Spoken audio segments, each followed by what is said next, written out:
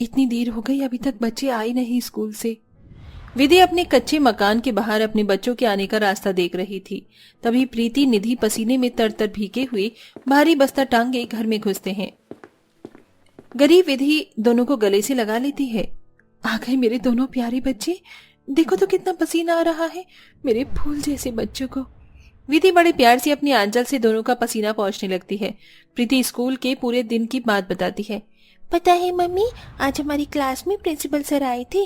उन्होंने कहा 2 दिन बाद हमारे स्कूल में दशहरा मनाएंगे, तो सब बच्चों को घर के कपड़ों में जाना है। आप मुझे और नीशू भैया को नए कपड़े दिला देना। ये सुनकर विधि दिल ही दिल में परेशान होने लगती है।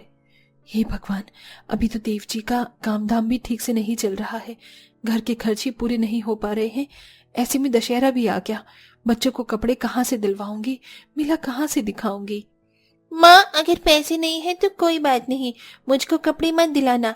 मैं जानता हूँ आप इसीलिए परेशान हो क्योंकि पापा का काम अभी नहीं चल रहा है। कोई बात नहीं, मैं स्कूल की छुट्टी मार लूंगा। मेरा समझदार बेटा अपने माता पिता के दुख तकलीफ को कितना समझता है, मगर मैं तुम्हें कपड़े दिलाऊंगी। अच्छा, तुम दोनों हाथ मुंह धो लो और मैं खाना लगाती हूँ। माँ, आज खाने में क्या बनाया है? प्रीति के पूछने पर दुख से भरकर विधि बोलती है। मैंने आलू की भुजिया और रोटी बनाई है।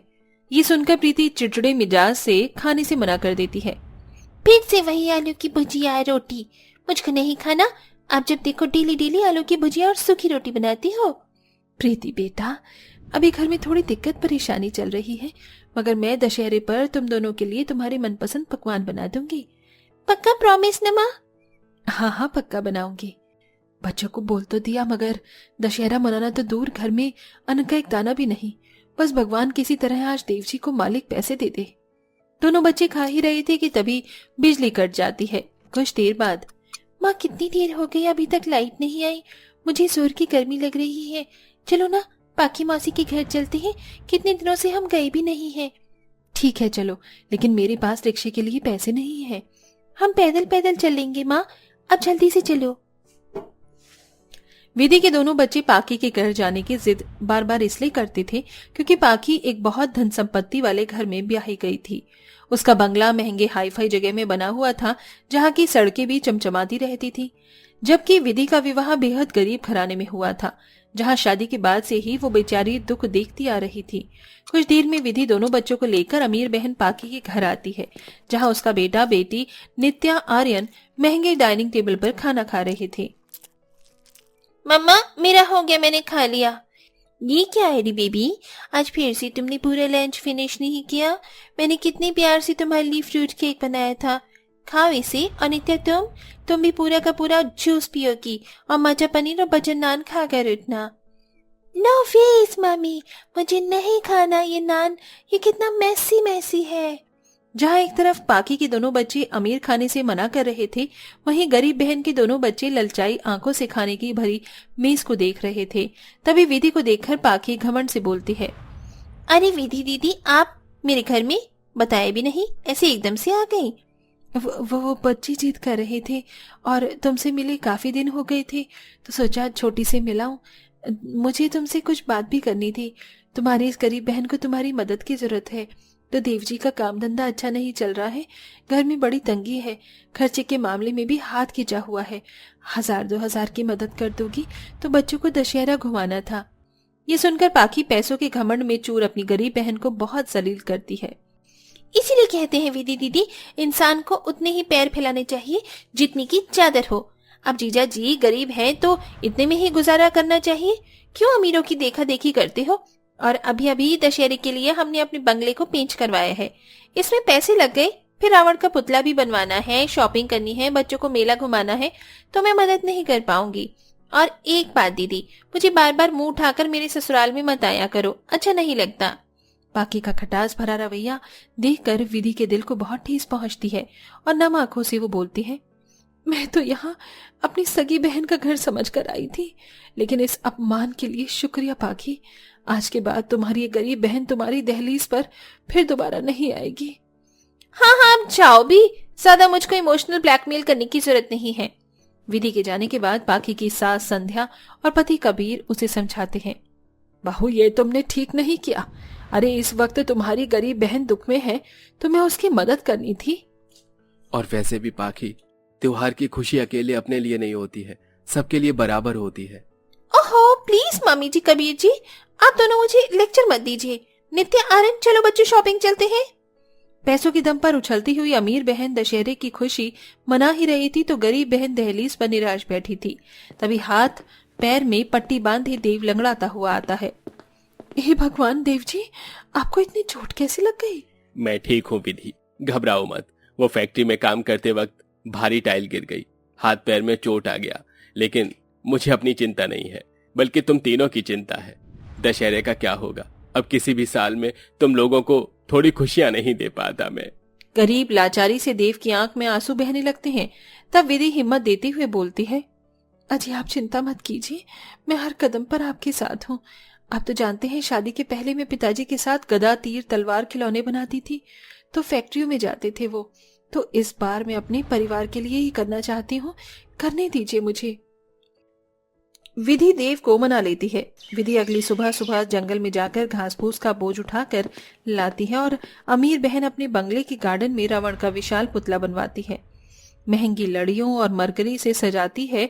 तो वहीं अपने परिवार को थोड़ी खुशियां देने के लिए गरीब बहन रातों की नींद न्यौछावर करके खिलौने बनाती है। शुक्र है सारे खिलौने बन गए।